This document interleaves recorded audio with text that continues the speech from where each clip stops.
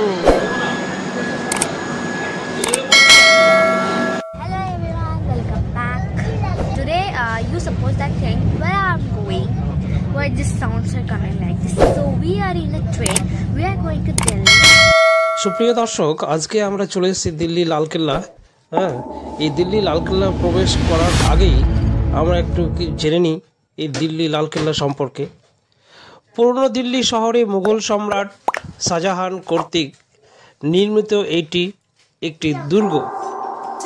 1638 খ্রিস্টাব্দে এই দুর্গটির নির্মাণ কাজ শুরু হয় এবং শেষ হয় 1848 সালে।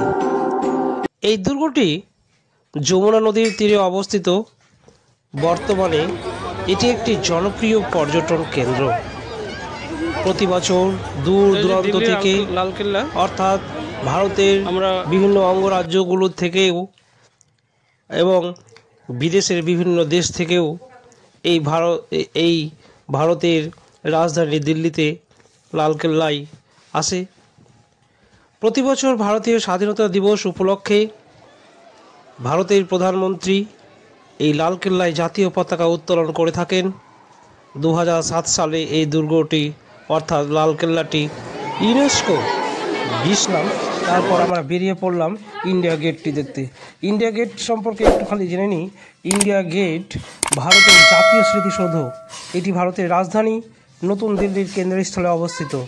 1931 সালে এই সৌধটির নকশা করেন স্যার এডউইন লুটিয়েন্স ভারতীয় সেনা জওয়ানদের স্মৃতি রক্ষার্থে।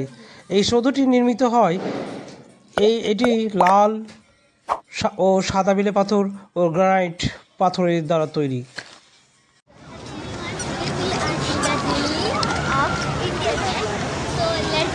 Let's see the outside. There are so many waterfalls, water. We have clicked so many pictures. Let's go there. We have also seen that Red Fort, and then we will go Jammu Masjid. There are lots of fun and all. Let's go there. I'm going to my mother to say that the India Gate is so beautiful and all. We will go that side and see the India Gate. You can see this. The light is that side, but we are here in this side, so we have to go to that side. So my mother, grandmother are standing there. আমরা দিল্লি জামা মসজিদ চলে এসেছি। মুঘল সম্রাট শাহজাহান 1644 থেকে 1656 সালের মধ্যে মুঘল রাজধানী শাহজাহানাবাদে এই মসজিদটি নির্মাণ করেন। এই মসজিদটির প্রথম ইমাম ছিলেন সৈয়দ আব্দুল গফুর শাহ বুখারী। এই মসজিদটি নকশা করেন উস্তব খলিল। প্রায় 5000 জন শ্রমিক এই মসজিদটি নির্মাণ করে অংশগ্রহণ করেছিলেন। মসজিদটির বেলে পাথরের তৈরি 3টি প্রবেশপথ রয়েছে। এই মসজিদটিতে প্রায় 25,000 জন একসাথে বসে নামাজ পড়তে পারে তার সুব্যবস্থা আছে। ওই যে দেখতে পাচ্ছেন ওটি ভারতের 1 নম্বর নাগরিকের ভবন অর্থাৎ ভারতের রাষ্ট্রপতি ভবন। এই রাষ্ট্রপতি ভবনটি 1950 সালে রাষ্ট্রপতি ভবন নামে পরিচিতি লাভ করে। এই ভবনটির নির্মাণ কাজ শুরু হয় 1912 সালে এবং নির্মাণ কাজের সমাপ্তি ঘটে 1929 সালে। এই রাষ্ট্রপতি ভবনটি দেখার পর আমরা সোজা পৌঁছে গেলাম লোটাস টেম্পল। এটি দিল্লিতে অবস্থিত। এই লোটাস টেম্পলটি দেখতে সত্যি অপূর্ব এবং অতুলনীয়। এবার আমরা বেরিয়ে পড়লাম দিল্লি থেকে সোজা আগ্রা যাওয়ার পথে এবং দিল্লি স্টেশনে বসে আমরা তাজমহলে হাজির হলাম। এই তাজমহল সম্পর্কে একটু জেনে নেওয়া যাক। এই তাজমহল স্মৃতিসৌধটি কোথায় অবস্থিত আমরা জেনে নেব।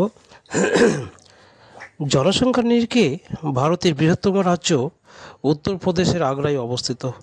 মুঘল সম্রাট শাহজাহান তার স্ত্রী আরজুমানন্দ বানু বেগম, যিনি মুমতাজ মহল নামে পরিচিত, তার স্মৃতির উদ্দেশ্যে এই সৌধটি নির্মাণ করেন।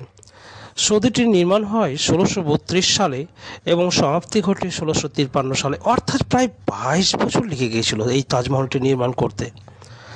তাজমহলের নির্মাণ কাজ শেষ হতে না হতেই শাহজাহান তার পুত্র অরঙ্গজেব দ্বারা ক্ষমতাচ্যুত ও আগ্রায় কেল্লার গৃহবন্দী হন। কথিত আছে বাকি সময়টুকু শাহজাহান আগ্রার কেল্লার জানালা দিয়ে তাজমহলের দিকে স্থির দৃষ্টিতে তাকিয়ে কাটিয়েছিলেন। মৃত্যুর পর অরঙ্গজেব তাকে তাজমহলে স্ত্রীর পাশে সমাহিত করেন। এই তাজমহলটি যমুনা নদীর তীরে অবস্থিত।